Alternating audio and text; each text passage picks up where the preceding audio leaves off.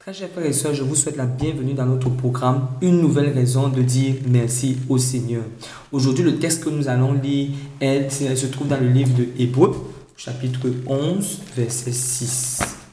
Chapitre 11, Hébreux, chapitre 11, verset 6. Tournons ensemble la Bible.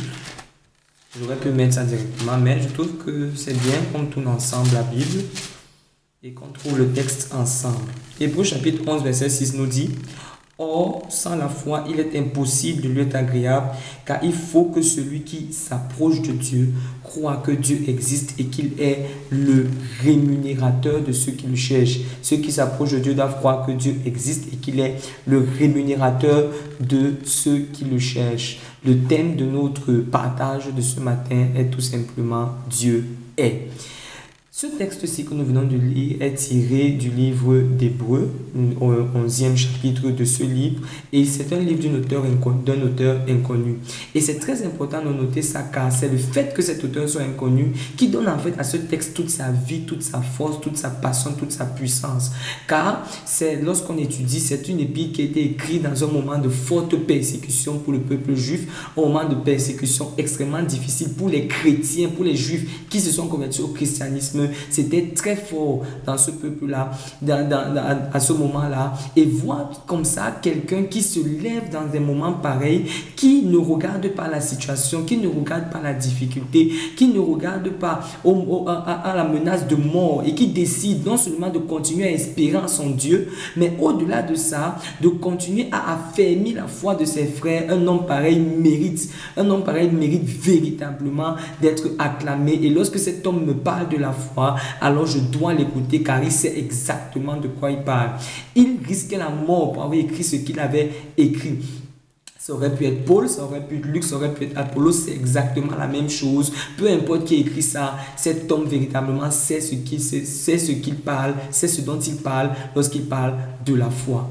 Ici, on nous présente ici Dieu d'une certaine façon. Et ce qui me frappe ici, c'est qu'on nous dit quoi lorsqu'il nous parle de la foi. Il nous dit: ceux qui s'approchent de Dieu doivent croire qu'il existe. Alors le mot existe ici, lorsqu'on regarde le grec, est esti. Esti, c'est tout simplement est. Troisième personne du verbe être au singulier. Troisième personne du singulier du verbe être. Donc, il faut que ceux qui s'approchent de Dieu croient que Dieu est.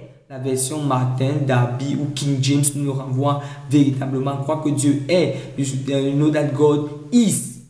Dieu est. Dieu n'était pas. Car si on dit que Dieu était, cela voudrait dire que Dieu était avec nous auparavant et que dans cette situation-ci, nous pouvons dire que si je traverse cette situation-ci, c'est parce que Dieu n'est plus avec moi. Non, Dieu est. Il ne sera pas. Car si l'on dit que Dieu sera, cela reviendra à dire tout simplement que Dieu était avec nous. Dieu n'est pas encore avec nous, mais que dans un futur proche, il sera. Donc, traversons cette situation seul. Non, bien aimé, ce que je veux te dire ce matin, c'est que tu n'es pas seul dans cette situation. Dieu est. Il est avec toi, là, tout de suite, maintenant. Peu importe ce que tu traverses, Dieu le traverse avec toi. Et laisse-moi te dire que si Dieu est dans ta barque, si Dieu traverse cet épisode avec toi, si Dieu traverse ce malheur avec toi, quel qu'il soit, non seulement tu sortiras de ce malheur, la tête haute. Tu sortiras de ces persécutions la tête haute. Tu sortiras de ces moments difficiles la tête haute. Tu sortiras de ces épreuves la tête haute. Tu seras mieux dehors que lorsque tu étais entré. Et crois-moi, tu continueras à persévérer, car Dieu n'a pas fini avec toi. Dieu est, il est, et il est là avec toi maintenant. Mon frère, ma soeur, retiens-le bien ce matin. Dieu est. Ceux qui ont la foi, ceux qui s'approchent de Dieu, ceux qui comme toi ont choisi de mener leur vie, de mener leur existence en suivant Dieu, doivent croire qu'il est avec eux, à leur côté, là, tout de suite, maintenant. Dieu est. Alors, bien-aimé, voilà 4 choses à faire. La première chose, tu dois retenir ceci: tu n'es pas seul, Dieu est avec toi. La deuxième chose que je veux te dire alors pour conclure, c'est la chose que tu as fait. Qu'est-ce que tu as fait? Tu dois continuer à espérer en lui malgré l'épreuve. Le comportement que tu dois éviter, c'est de te laisser aller à la tristesse, de te laisser aller au désespoir, de devenir dépressif. Peu importe ce qui se passe, sache que Dieu est.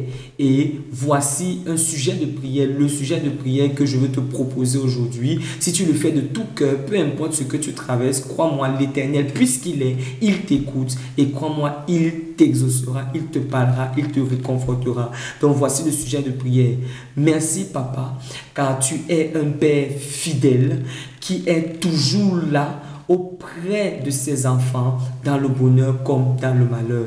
Merci papa, car tu es un Père fidèle qui est toujours là auprès de ses enfants dans le bonheur comme dans le malheur.